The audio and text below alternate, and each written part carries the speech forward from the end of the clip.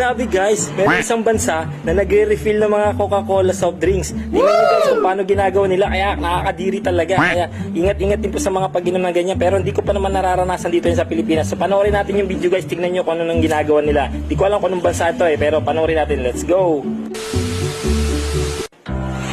Ito guys yung sinasabi ko, panoorin nyo mabuti Marami silang bote ng Coca-Cola, iniipon po nila yan. Hindi ko alam kung anong bansa ito guys. Parang mga Indian or Bangladesh o ganyan ng mga lahi. Kaya tinan nyo, iniipon nilang bote, nire-refill po nila, kanya-kanya po sila pwesto. Ayan, meron nag-repack doon, may nagkakarga doon.